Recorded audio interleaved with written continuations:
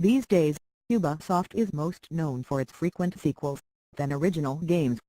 For years on end now, we've seen a barrage of Assassin's Creed, Splinter Cell, and now Far Cry games. The Division seems to take a step in a different direction. For one, it's safe to assume it won't get a sequel next year, and secondly, Ubisoft plans to support it with free and pay content updates for how long though, is anyone's guess at this juncture, which is more than what we can say for most of its annual rehashes. Also see, The Division Beta, 7 Things You Need to Know. The game itself, a combination of a third-person shooter and a massively multiplayer online game with role-playing elements. Think of it as being akin to Bungie's Destiny in terms of scale. The difference is that The Division is in third person, and set in post-pandemic New York where you're fighting armed rioters instead of aliens. First unveiled at E3 2013, The Division wowed many with spectacle and flourish that made it a perfect vision of what many could expect when next-generation consoles would hit. Since then though, we've seen Ubisoft overpromise with riveting trailers for games that ended up being a little disappointing. The most notable cases of this were Watch Dogs, and Assassin's Creed Unity, thanks largely to their graphical downgrade and poor technical performance. While we aren't out to count each individual pixel in order to see how The Division fares compared to its initial reveal, if our impressions of the game's beta on the Xbox One are anything to go by, then this is yet another case of Ubisoft's presentation being better than the actual game. Contaminated_zone_the_division_ubisoft.jpg. That's not to say that The Division looks bad, per Southeast. It just isn't spectacular either, and that's what was promised. There are the usual bugbears of texture pop in and a visible drop in frame rate when the action gets frantic, perhaps the price of scaling the game for a large number of players. We don't know. What we do know is that it's just a smidgen better than what we'd consider serviceable, and definitely nowhere close to how good it looked during the initial reveal. The graphics aren't the game's low point though. Rather, that serves as the baseline for The Division's overall quality.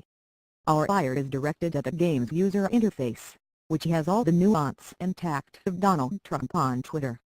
It tries to use modern app design cues but ends up falling flat by treating you to a seemingly endless stream of icons, menus, status bars, clues, highlights, and percentage counters.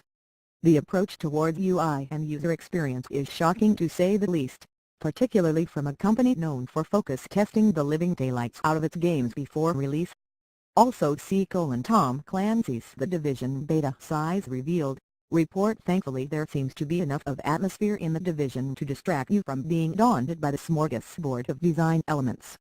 Like most great pieces of fiction such as King Kong, Spider-Man, 30 Rock, and Seinfeld, The Division takes place in New York City. As we pointed out in an earlier article, the borough of Manhattan is the only slice of the Big Apple available at launch. Apparently, other areas will follow by way of free and pay updates. What it lacks in terms of locations, it makes up with sheer density. It's a world brimming with details. From non-playable characters' interactions being peppered with interesting conversation to the game's factions duking it out, there's a lot going on in the world of The Division. UI_the_division_ubisoft.jpg. The Division's UI is as cluttered as it gets. New York is under siege after a deadly virus hit the city on Black Friday. Panic is widespread and you're tasked with bringing some semblance back as an agent of the clandestine organization known as The Division.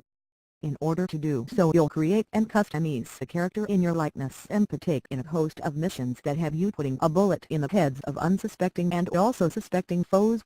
The former was randomized during the beta so we can't quite tell what options will be available until the full game is out. As for the latter, there's a lot of it, and it's great, mostly.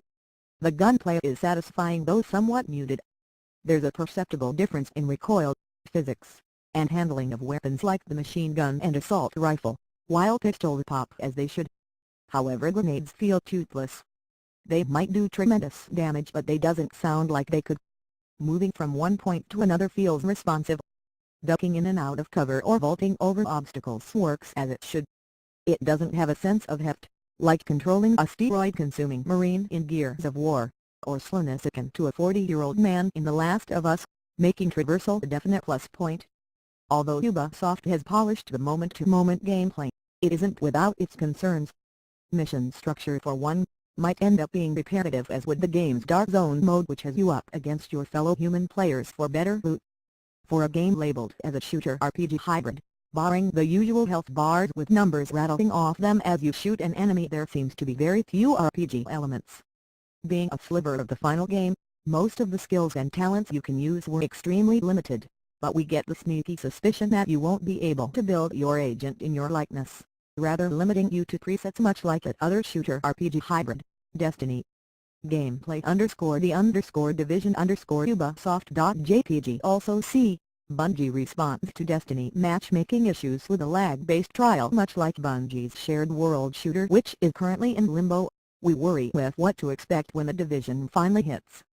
Player progression might just be threadbare due to a lack of content, and while Ubisoft might harp on its lack of microtransactions now, it could change down the line. Or it could end up like The Crew, the title that's still worth playing a year post-release. Thankfully we won't have to speculate for too long. With the Division out on March 8, it'll be interesting to see how much depth this title has. For now though, we'll keep our fingers crossed. The Division beta is lit for the Xbox One now. PC and PS4 gamers can check it out from Friday 5:30 p.m. EST, and it should end sometime on Monday.